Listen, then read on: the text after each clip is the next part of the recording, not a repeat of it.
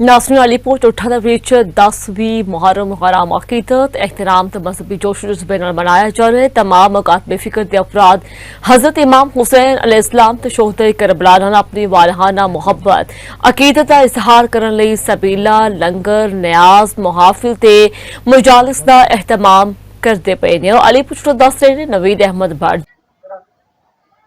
जी बिल्कुल 10 मुहर्रम राम हजरत इमाम हुसैन अलैहिस्सलाम की अजीम शहादत का दिन है। ਅੱਜ ਜਿਹੜੇ ਅਲੀਪੁਰ ਚੱਠਾ ਚ ਹਜ਼ਰਤ ਇਮਾਮ ਹੁਸੈਨ अलैहिस्सलाम ਦੀ ਯਾਦ ਦੇ ਵਿੱਚ ਕੋਈ ਆਪਣੀ ਮਹਿਫਲ ਦਾ ਇਨਕਾਦ ਕਰ ਰਿਹਾ, ਕੋਈ ਸੀਨਾ ਕੋਬੀ ਕਰ ਰਿਹਾ, ਕੋਈ ਜ਼ੰਜੀਰਜ਼ਨੀ ਕਰ ਰਿਹਾ ਤੇ ਕੋਈ ਲੰਗਰੇ ਨਿਆਜ਼ ਤਕਸੀਮ ਕਰਕੇ ਆਪਣੀ ਮੁਹੱਬਤ ਤੇ ਅਕੀਦਤ ਦਾ ਇਜ਼ਹਾਰ ਕਰ ਰਿਹਾ।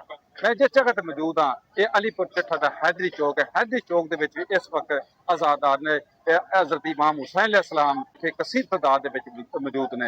कोई लंगर तकसीम कर रहा है, कोई सबील ला के अपनी अकीदत का इजहार कर रहा है। अगर सिक्योरिटी के हवाले नाल गल करा तो इस वक्त ਜਿਹੜਾ ਅਲੀਪੁਰ ਚੱਠਾ ਦੇ ਵਿੱਚ ਸੀ ਕੈਟੇਗਰੀ ਦੇ तमाम ਜਿਹੜੇ ਨੇ ਰਵਾਇਤੀ ਜਲੂਸ ਨੇ ਔਰ ਇਹਦੇ ਦੀਗਰ ਗੱਲ ਕਰਾਂ ਤੇ ਦੀਗਰ ਜਿਹੜੇ ਨੇ ਕਿ ਸ਼ਹਿਰ ਸੁਲ ਨਗਰ ਔਰ ਸੈਦ ਨਗਰ ਇਸ ਤਰ੍ਹਾਂ ਵੀ ਇਸ ਤਰ੍ਹਾਂ ਜਿਹੜੇ ਨੇ ਜਲੂਸ ਬਰਾਮਦ ਹੋਣਗੇ। ਲੇਕਿਨ ਇਹ ਸਿਕਿਉਰਿਟੀ ਦੇ ਇੰਤਜ਼ਾਮਾਂ ਦੇ ਹਵਾਲੇ ਨਾਲ ਗੱਲ ਕਰਦੇ ਜਿਹੜੀ ਹੈ ਨਾ ਇੱਕ ਬਿਹਤਰੀਨ ਸਿਕਿਉਰਿਟੀ ਦੇ ਇੰਤਜ਼ਾਮਾਂ ਕੀਤੇ ਗਏ ਨੇ।